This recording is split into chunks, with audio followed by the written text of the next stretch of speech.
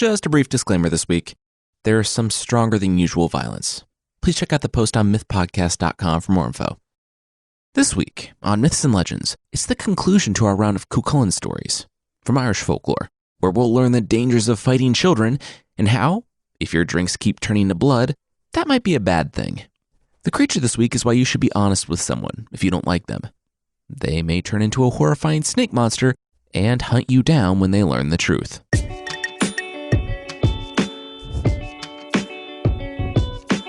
This is Myths and Legends, episode 139B, Evitable. This is a podcast where I tell stories from mythology and folklore. Some are incredibly popular stories you'd think you know, but with surprising origins. Others are stories that might be new to you, but are definitely worth a listen.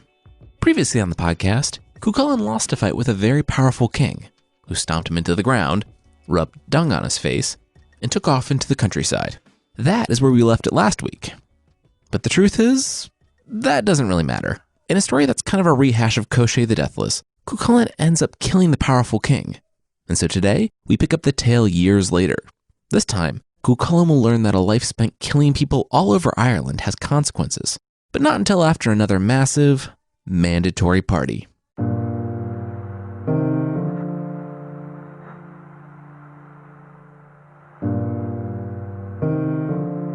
King Cruthur slapped Cú Chulainn on the back. Leave? Why would he want to leave? It had been years. Years since Cú Chulainn, Leg, Cruthur, and others had swarmed the fort on the Isle of Man. Years since Cú Chulainn had been shamed with dung smeared across his face. Cú Chulainn had found the man responsible, a man by the name of Cú Roy. It was a magical king, but king or no, or magical or no, if Cú Chulainn wanted someone dead, it would be so. That was how the world worked. And King Cruthur was grateful that Cú Chulainn was on his side. Now, King Cruthur was trying to keep him safe in Emmac, the city of kings, because he knew. He knew that Queen Maeve had been plotting Cú Chulainn's death since the day he found her in that clearing and ended the war. Now, nearly 20 years on, plans were finally coming to fruition. At this point, Cú Chulainn had regained his honor and killed a king by the name of Cú Roy. Cú Roy had taken that princess we talked about last episode, one of Cú Chulainn's many, many lovers, and the Irish champion had pursued the man back to his fortress. It had taken a year, a long one, but a message from Cú Chulainn to the princess finally reached its destination, and it revealed Cú Roy's weakness. His soul was hidden in an apple. Of course, Cú Chulainn had found the apple, and when a stream flowed white, a message from the princess that Cú Roy was in the bath and thus would be caught flat-footed, Cú Chulainn stormed the castle, killing Cú Roy's guards and, eventually, Cú Roy himself. Cue love lifts us up where we belong, and Cú Chulainn scooped the princess up and carried her from the fort like Richard Gere. I'm not sure what happened to the princess, because the story goes that Cú Chulainn just went home like nothing happened, even after spending a year scouring the land, trying to save his mistress. There were, however, ramifications following the death of Cú Roy. Cú Roy's wife was pregnant with a son, and as that son grew, he seemed to be an even more frightful man than his father. And now, that child had grown up. But that wasn't the only problem. Long ago, Cú Chulainn had also killed a sorcerer by the name of Caladan. Cú Chulainn killed a lot of fathers and stopped caring pretty much as soon as the sword exited the other side of their body. And he certainly didn't care that Caladan had just conceived sextuplets with his wife, and that said sextuplets would have their father's magical inclinations. But you know who did care? Queen Maeve, the Queen of Connacht. She never forgot the toying and the humiliation Cú Chulainn had brought upon her on that last day of battle. So she found the pregnant wife of the displaced sorcerer and the orphan son of Cú Roy, and she invited them to Connacht. And together, they formed a plan. That plan was now in motion. In fact, it was happening right at this very moment, outside the gate of Emmac. They would have drawn Cú Chulainn out into a doomed battle, too, if it wasn't for Cruthur's massive party. When the 6 children arrived, they began by magically producing the sounds of battle. Sounds that would draw Cú Chulainn from the protection of the city and into their grasp. And it would have been effective if Cruthur hadn't been one step ahead of Queen Maeve. Having spies watching her spies, Cruthur knew that the children were on their way. And, as the whole episode in Fairyland proved, Cú Chulainn was weak against magic. They all were. If Cuchulainn left, Krahur would lose his best warrior. His kingdom would fade from the earth. He wouldn't let that happen. So, of course, he partied. On the night before he knew the Avengers were set to arrive, he threw the biggest party the city, heck, probably even Ireland, had ever seen. It was loud, and it was rowdy, and it was awesome, drowning out any noise from the battle from the surrounding countryside. And it was also long. Krahur was not an old man, but he wasn't young anymore, and even Cuchulainn, the boy hero, was now an adult. Day 2 of the party rolled around, and everyone was starting to slow down. The constant drinking and dancing and music was fun for the first, few hours, maybe the night. By the time dawn rolled around, the crowd was feeling a little rough. Still, they pressed on. By day 3, Krahur could see that this was pretty unsustainable. He was even starting to hear the din of battle over the instruments, as 60% or so of the party had fallen asleep right where they had sat down to just rest their eyes for, a few minutes. Why had he thought this was a good idea? It was way too much work to keep a perpetual party going forever, when all the 6 tiny Avengers outside the wall had to do was stick their battle playlist on repeat and wait. Krahur could barely keep his eyes open, and he yelled out for the others. They needed to activate the failsafe. They needed him. Fergus. Fergus MacRoach was the foster father of Cuchulainn. He was the one who had trained and helped raise their hero. He had been exiled from Ulster on account of King Krahur's cowardice, and then fought against them, siding with Maeve and the Toyne. Up until the stalemate between Cuchulainn and Fergus, foster father and foster son poised against one another, but neither willing to kill the other. You can imagine, then, Cuchulainn's level of surprise at the sight of Fergus outside the walls of Ulster. He was a persona non grata. Fergus approached his foster son. Hey, long time no see. There's a quest. I don't know. Evil monster or fairy or something. It wasn't important. Cuchulainn just had to leave immediately. His kingdom, nay, all of Ireland needed him. Cuchulainn nodded. That sounded cool. Also, this party was about 2 days past its prime, so he had no objections to getting out of there.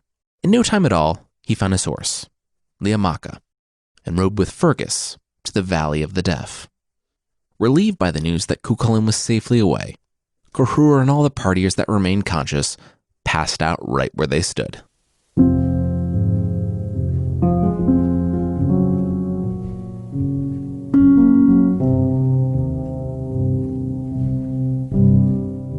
So what great monster am I facing?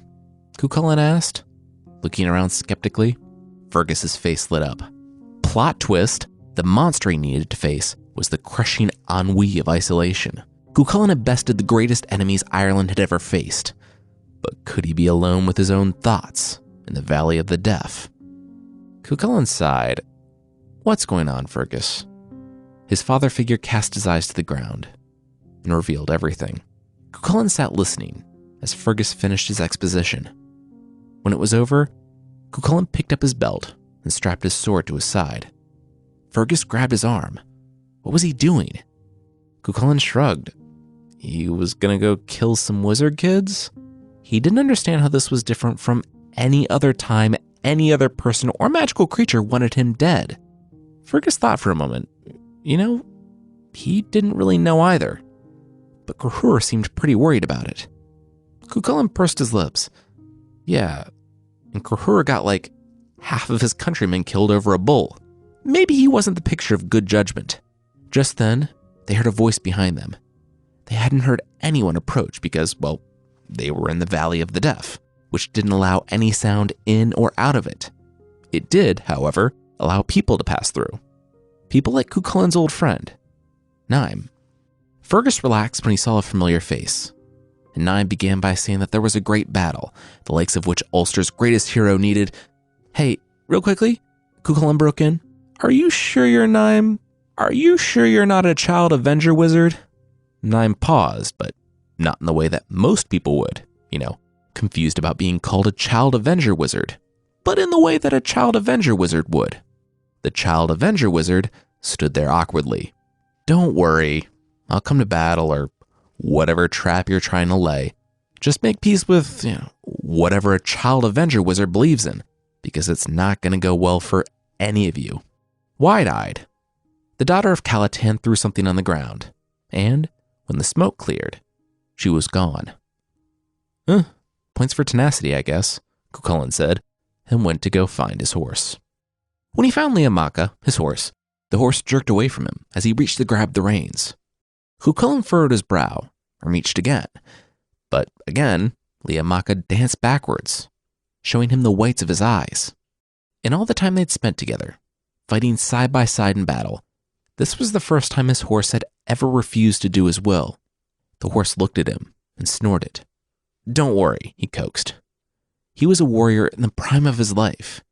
Had he not defeated a whole army pretty much single-handedly? Twice? He had been trained by the best druid priestess Scotland had to offer.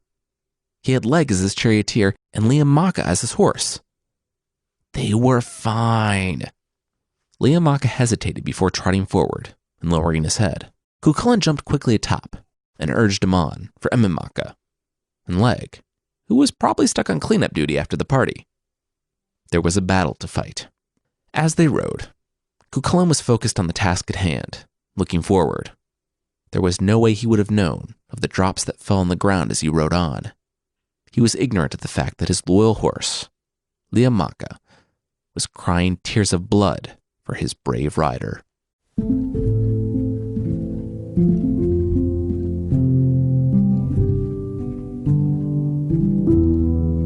We'll catch up with Cú Chulainn in the city of Emimaka and see how this trip is definitely a cool and okay thing for him to go on, but that will be right after this. This week's episode is brought to you by Robinhood. Robinhood is an investing app that lets you buy and sell stocks, ETFs, options, and cryptos, all commission-free. While other brokerages charge you up to $10 for every trade, Robinhood doesn't charge any commission fees, so you can trade stocks and keep all of your profits.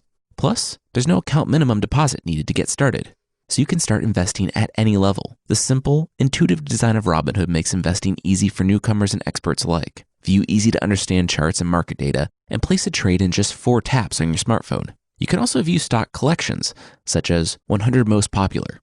With Robinhood, you can learn how to invest in the market as you build your portfolio, discover new stocks, track your favorite companies, and get custom notifications for price movements, so you never miss the right moment to invest. Robinhood is giving listeners of Myths and Legends a free stock, like Apple, Ford, or Sprint, to help you build your portfolio. Sign up at myths.robinhood.com. All right, now back to the show.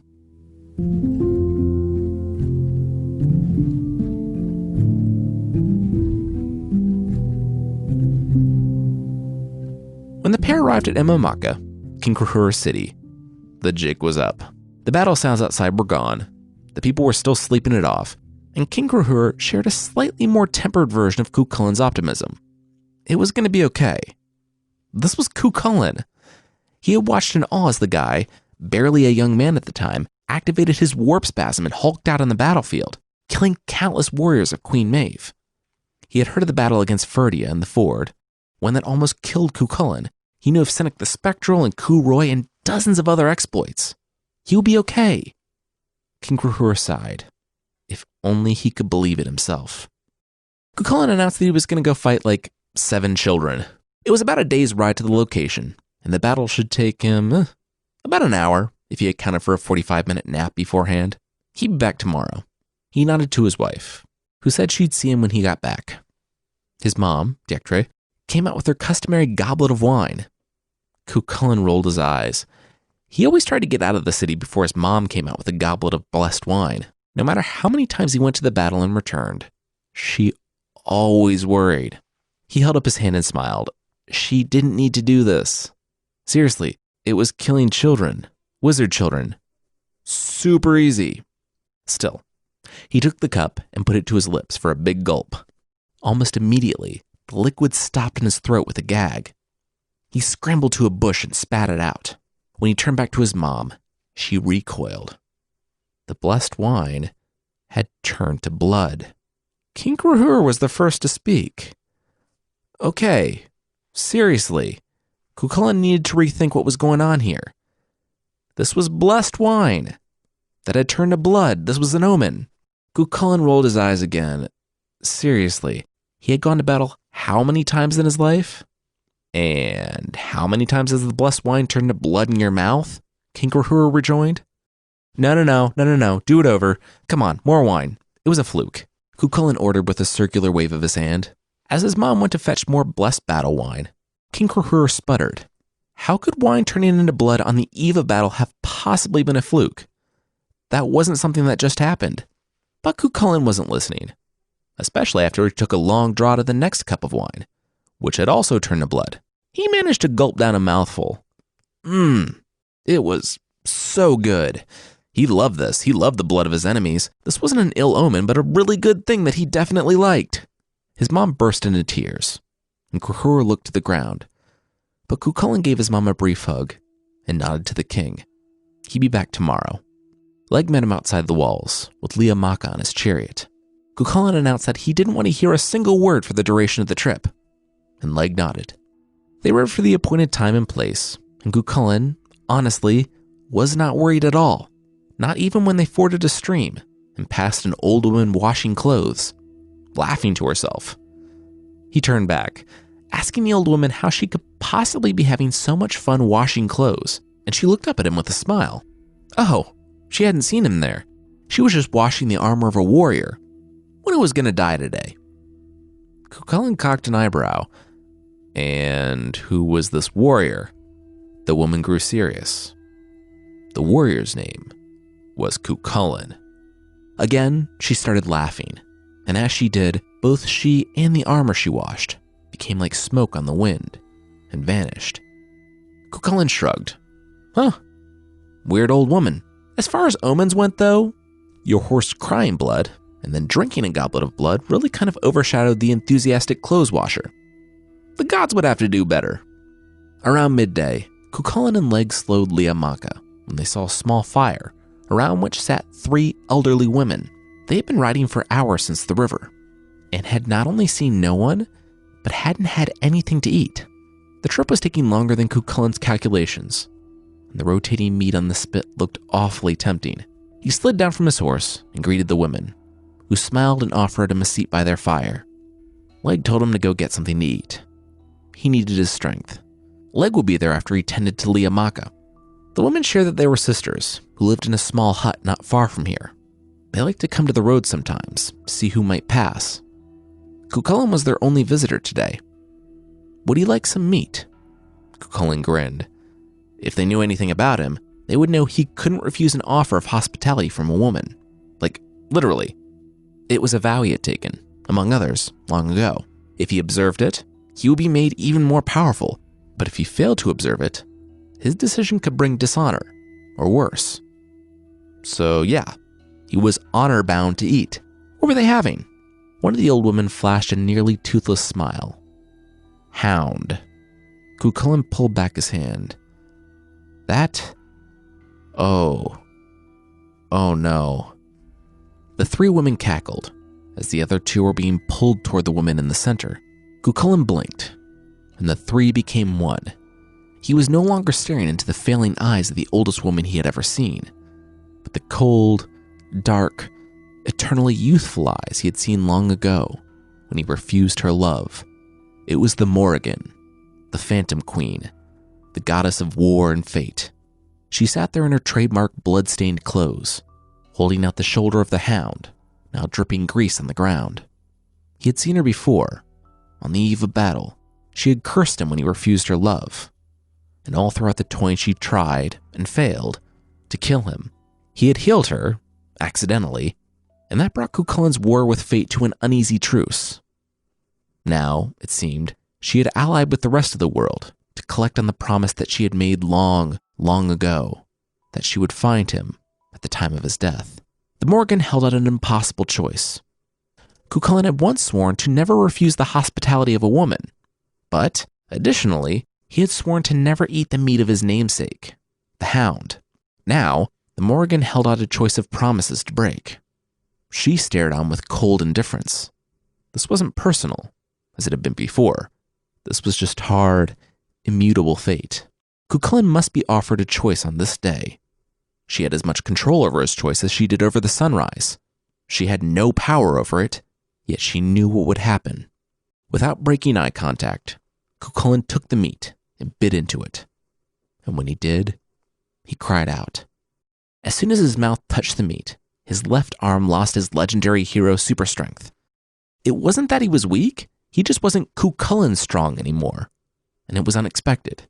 The meat dropped from his hand and bounced off his thigh before hitting the ground. When it did, the strength evaporated from that limb as well. The whole left side of his body now had the strength of a mortal man. With a sneer, Cú Chulainn rose, using his spear as a crutch. He didn't need the strength. He had never needed it. It had never aided him in what he did. What use was a little more strength when facing down the armies of Connacht or Senec the Spectral. He was still Cú Chulainn. The Morrigan nodded. He was. He was the sum of all of his choices, including the one he had just made. With that, she and the fire vanished. What happened? Why are you limping? Where did the fire go? Is there any meat left? Leg hounded Cú Chulainn. The legendary hero walked, using his spear as a cane while trying to adjust to his new left-sided weakness. His body reduced to the strength of a man at the pinnacle of human fitness. Not a word, Cú Chulainn said with a grunt as he boarded the chariot. It was time to go. They were almost there.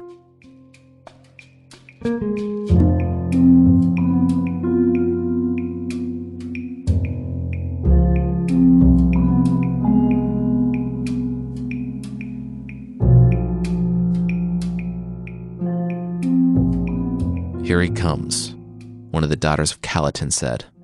Lugaid, son of Cú Chulainn, stood next to her, in front of his father's host. All those years ago, Cú Chulainn had killed Lugaid's father and laid waste to Cú Chulainn's fortress. But Cú Chulainn hadn't taken the people that were loyal to his father. They now stood assembled behind Lugaid, and the 6 wizard avenger children, ready to finally bring justice for their king. Get his spear, the eldest daughter said. Whatever the cost, get a spear. Lugaid looked back. That might be kind of tough, don't you think? The daughter didn't look at him, but replied that it was in their fate that the spear would kill 3 kings at this battle. It would either be thrown by them or thrown at them. Get the spear, whatever the cost, she repeated, and went to join her siblings at the head of the army. As the chariot thundered to a stop, Cú Chulainn looked on the army. He had killed worse in grade school. Literally. The 6 at the front were new, and the son of Cú Chulainn was the one who might present a challenge. People still talked about what Cú Chulainn did on the Isle of Man, though most of their jeers had been silenced when Cú Chulainn buried his sword in the man's stomach. Then, Cú Chulainn counted. There weren't just 6 people among the children of Calatin. There were 9. Oh no. Poets. Cú Chulainn was hiding his limp, but he couldn't hide his shock. Lugaid saw that shock and smiled. He'd need that spear, or the next poem these satirists would tell will be that of Cú Chulainn. The poet stepped forward with a smile. The spear to me, Cú Chulainn.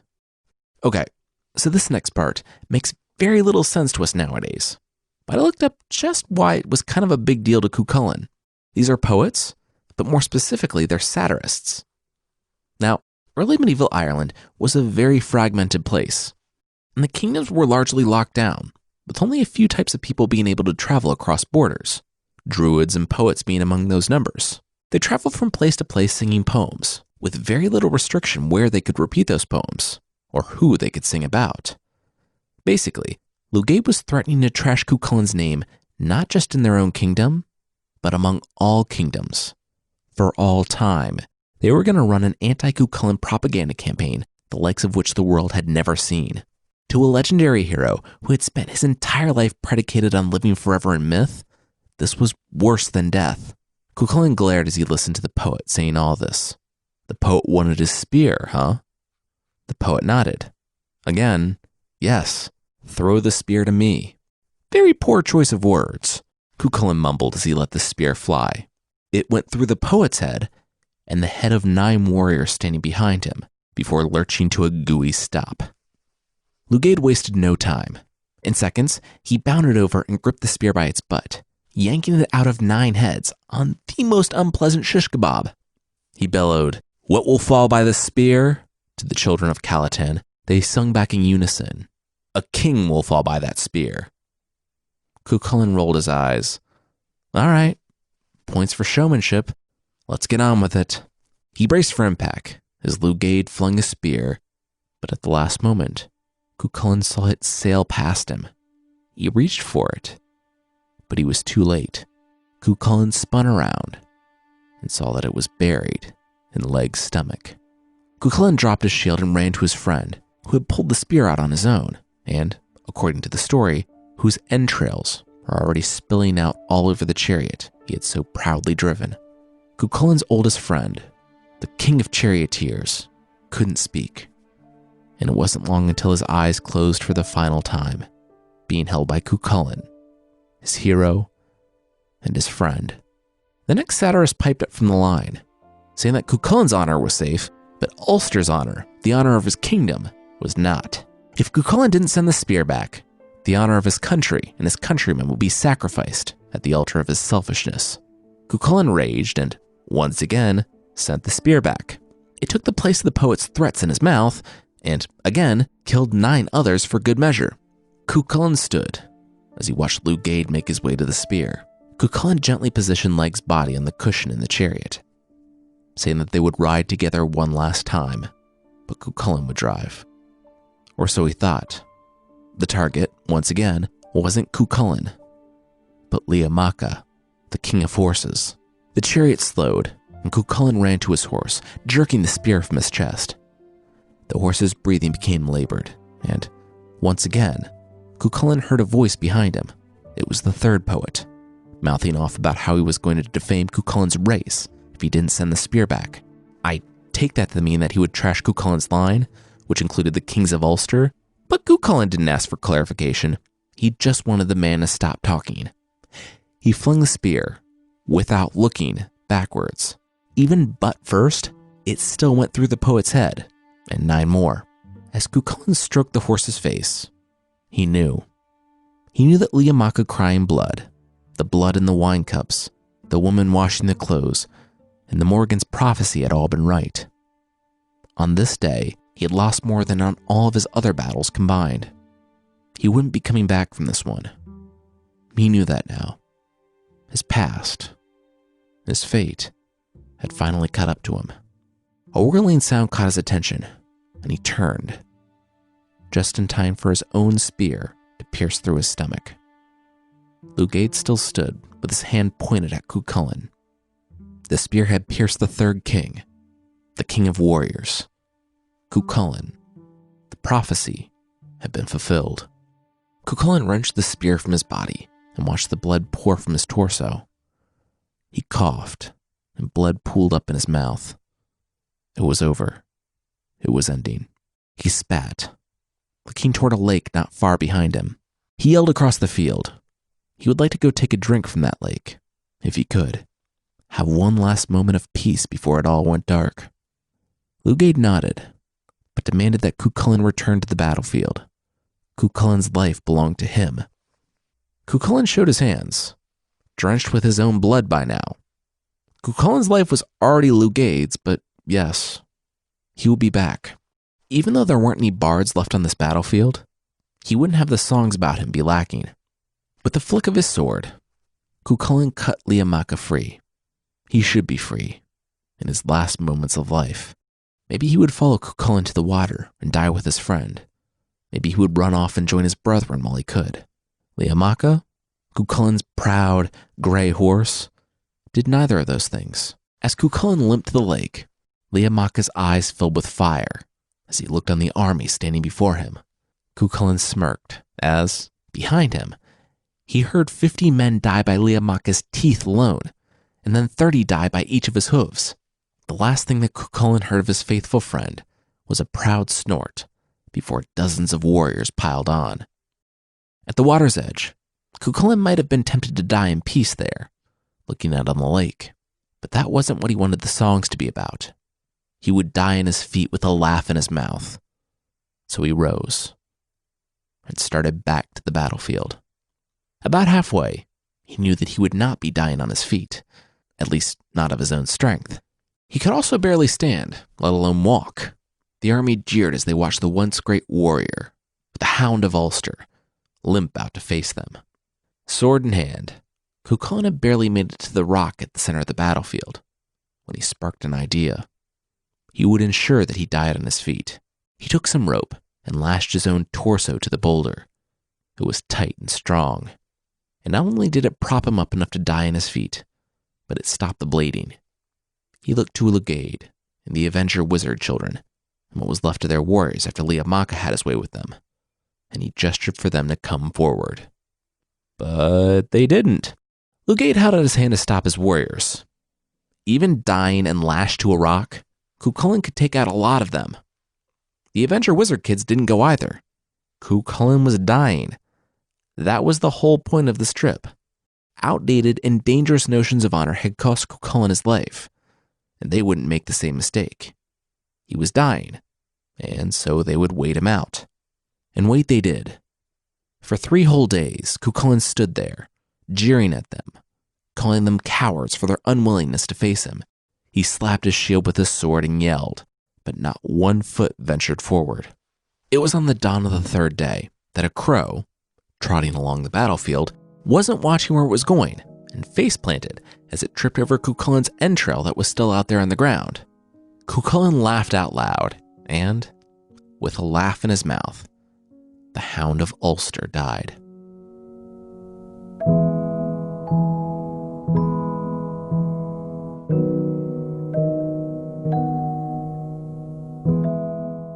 It was still another few hours before anyone would approach. Not until the Morrigan herself, the goddess of fate and war, confirmed that the great Cú Chulainn was dead. Dead, but being left to rot lashed to a rock. She fluttered down in the form of a raven and landed on his shoulder. When Lugaid and the others saw that he didn't stir, they knew that Cú Chulainn was gone, and it was over. The Morrigan fluttered away from Cú Chulainn as Lugaid approached. With the first blow, he severed Cú Chulainn's head from his body, but then he tossed away his sword. He wanted Cú Chulainn's, the one that had killed his father. He started to pry Cú Chulainn's fingers away from the handle, but even in death, Cú Chulainn's grip was like iron. After a good 10 minutes of trying and failing to loosen Cú Chulainn's fingers, Lugaid picked up his sword and sliced off Cú Chulainn's hand. A scream echoed across the field as Cú Chulainn claimed a win even in death. As Cú Chulainn's sword fell, it had sliced off Lugaid's hand as well. The victor would possess the sword of Cú Chulainn, but he would never be able to use it. At the end of the day, the 6 children rode for home, and so did Lugaid. But the legend of Cú Chulainn spread across Ireland. King Cruthur's poets sang of how the warrior died on his feet, facing an army by himself. They mourned him, and King Cruthur mourned his own reign, knowing that his time was short. Fergus, the man without a kingdom, had a solemn night among his own warriors, as Queen Maeve celebrated in Connacht. None of the people who rejoiced over the death of Cú Chulainn knew about the oath, though. Long ago, when they were young men, Cú Chulainn and his friend Conall, who we haven't mentioned on this podcast before, so don't worry if you don't recognize the name, had sworn an oath to each other. They swore an oath that, if one of them died first, the other would avenge him. It had been years, and a lifetime of things had happened since then. But Conall never forgot.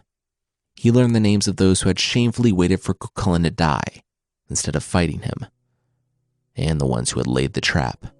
The 6 Avenger wizard kids, Lugaid MacConroy, King Ailill and Queen Maeve. They would all meet their end. They would all pay for Cú Chulainn.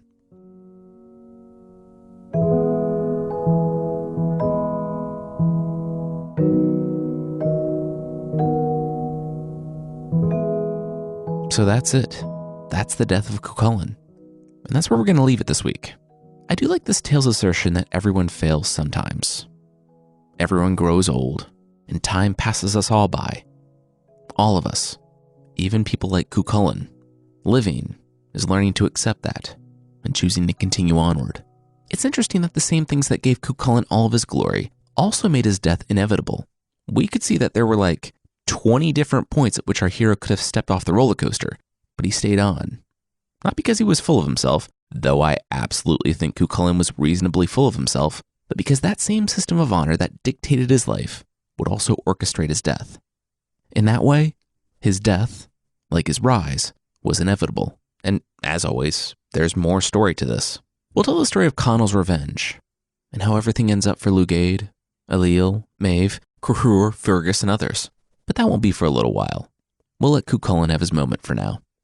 I want to say thanks to Nicholas Chiodo, The Jacobs, Norm071, Chickbutt, No Time To, Callum Ambrosi, Susie P, Megalese, Orchid709, Richie Rich 8, Divad, JP 1234567, Aspen Chick, and ABCDEFELE. A lot of really original names this week. Thank you so much for the review. I really appreciate it. And if you'd like to leave a review, Apple Podcasts is still the best place. And you can find the show there at apple.mythpodcast.com.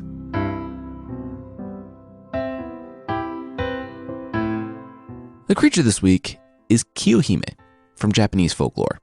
Kiyohime translates to Lady Kiyo, or Princess Kiyo, and her story starts with a really, really ridiculously good-looking monk. Anshin would travel from Mitsu to Kumano on a pilgrimage every year, and every year he would gratefully accept the hospitality of a certain family. Now, no matter how much he said he didn't care about earthly things, how he pretended not to notice so many people checking him out, he knew. He knew he had it going on. One night, the father, the lord of the manor, confided in the monk that they were having problems with the young lady, Lady Kiyo. The monk said, jokingly, that if she were a good girl and behaved herself, he would marry her and take her to Mutsu. The lord of the manor laughed. What a normal and okay thing to say about his 10-year-old daughter. Everyone was in on the joke, except for Lady Kiyo. For years, she looked forward to Anshin's visits. Finally, the year arrived when Lady Kiyo came of age. She met him at the gate, a smile on her face. She was ready to go away with him. They were going to be so happy together. Anshin laughed, and then he stopped laughing. Oh, that. Huh. Yeah, he remembered that thing that definitely wasn't a joke. He would marry her. He just had to finish his pilgrimage first. Now, he always stayed with him on the way there and on the way back. So Lady Kiyo knew just how long it took. For the entire day, she waited for him to return. And then she saw him, her future husband, passing their home on the road. She ran from the manor without even putting her shoes on. She easily caught up with him on the road, and after screaming his name, he finally turned around when she grabbed his shoulder. He shook his head. He was sorry. Did he know this young woman? Shock turned to rage as she punched him in the nose. Bleeding and terrified, the monk did what monks do, and he prayed. Immediately, a divine light blinded and paralyzed the young woman, long enough for the monk to escape. Unfortunately, not even a light from the sky could restrain the young woman's indignant rage. She transformed into a dragon, a massive serpent, and slithered after Anshin. She bounded up the river and found that Anshin had already made his way back to his temple. Anshin had begged the priest to hide him, and so they put him in the big bronze bell at the top of the tower, the last place anyone would look. Lady Kiyo didn't look, though. She smelled. She found Anshin and attacked the bell, but she couldn't get through. Inside, Anshin smiled. He was safe. He would wait her out until her rage subsided and she changed back. Wait, was it getting hot in here? Outside, Lady Kiyo was using her fire breath on the bronze bell. By the time Anshin tried to get out, the walls were already a molten orange color. He roasted alive inside the bell. Unfortunately, the story doesn't have a happy ending for Lady Kiyo. She threw herself into the river and drowned herself. If you find yourself getting so torn up about a breakup that you turn into a vicious snake monster, remember, there are other fish in the sea. If you're leading someone on, but don't have the guts to be honest with them, there are other fish in the sea for you, but there might also be a horrifying dragon waiting to cook you alive in a bell. So just be real with people.